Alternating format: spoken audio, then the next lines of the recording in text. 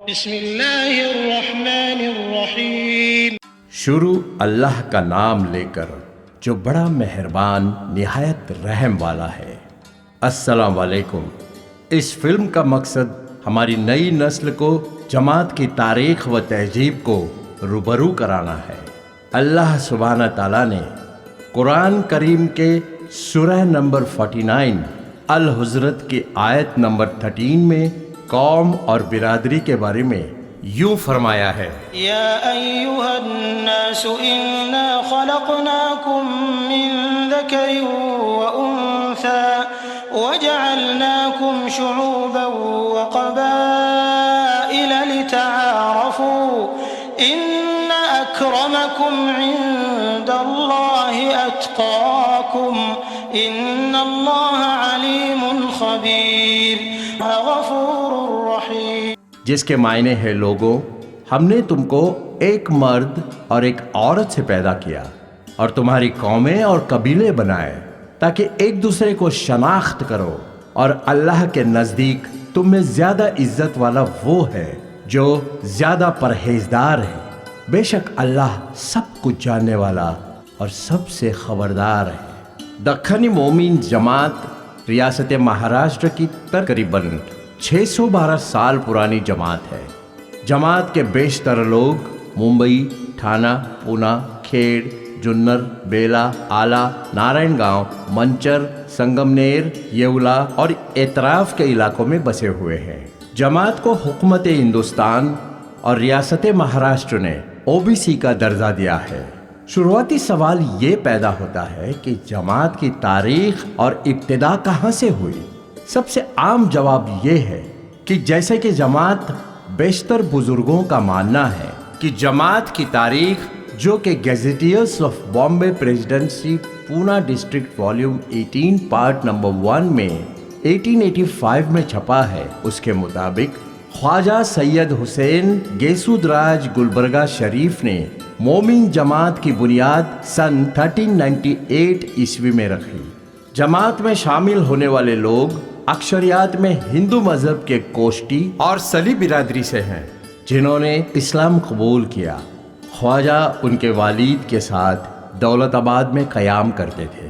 انتظام کے سہولت کے خاطر انہوں نے مومن جماعت کے اہم مرکز اورنگ آباد کے علاوہ ضلع احمد نگر میں نیگھوج اور ضلع پونا میں جنر یہاں شاخیں قائم کی۔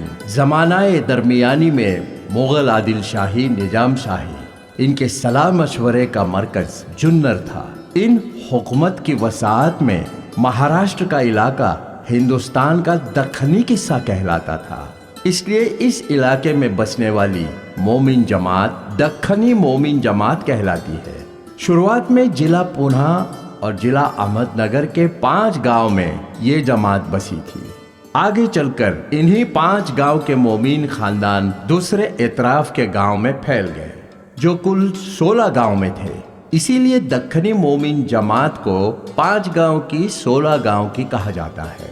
یہ ایک برادری بن کر رہ گئی۔ برادری کا اہم پیشہ کپڑا بوننا تھا۔ کپڑا بوننے کا کام خاندان میں مرد، عورت اور ہر چھوٹا بڑا شخص کیا کرتا تھا۔ اسی سے ان کا گھر چلتا تھا۔ وہ بڑے محنت کش لوگ تھے۔ برادری کے لوگ دن رات کپڑا بنا کرتے اور اسے لے جا کر بمبئی، سورت یا آس پاس کے بازار میں بیچتے تھے۔ دوسری عالمی جنگ اور صنعتی انقلاب کے چلتے کپڑا بنائی کا کام میلوں میں ہونے لگا اور جماعت میں بے روزگاری بڑھنے لگی، تو جماعت کے لوگوں نے بمبئی اور دیگر اطراف کے شہروں کا رخ کرنا شروع کیا اور نئی روزی روٹی کو اپنا لیا۔ برادری کے لوگ آپس میں ہندوستانی اور دوسروں کے ساتھ مراٹھی زبان کا استعمال کیا کرتے تھے۔ مرد اونچے اور درمیانی قد کے دبلے اور رنگ سانولا، اور عورتیں بھی درمیانی اور اونچے قد کی اور رنگ زیتونی، اور وہ سمجھدار ہوا کرتی تھیں۔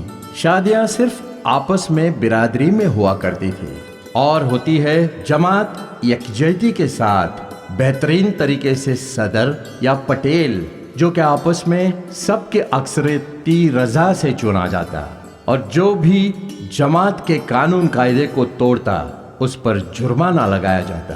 جماعت کے لوگ مذہبی ہوتے ہیں اور یہ سنی حنفی مسلک کو مانتے ہیں۔ جماعت کا ذکر اینتھروپولوجیکل سروے آف انڈیا کی کتاب people of India Maharashtra part 2 volume 30 کے پیج نمبر 1473 میں بھی کیا ہے۔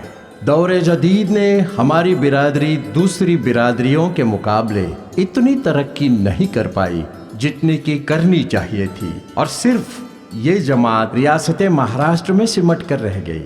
ہم سب کو ایک ہو کر برادری کے دینی تعلیمی وہ معاشی حالت کو بدلنا ہوگا، جیسے کہ اللہ سبحانہ تعالیٰ نے قرآن کریم کے سورہ نمبر 13 سورہ الرعد کی آیت نمبر 11 میں فرمایا ہے، ان اللہ لا یغیر ما بقوم حتی یغیروا ما بانفسہم۔ اس کے معنی یہ ہے بے شک اللہ اس قوم کی حالت تب تک نہیں بدلتا جب تک وہ قوم اپنی حالت کو نہ بدلے۔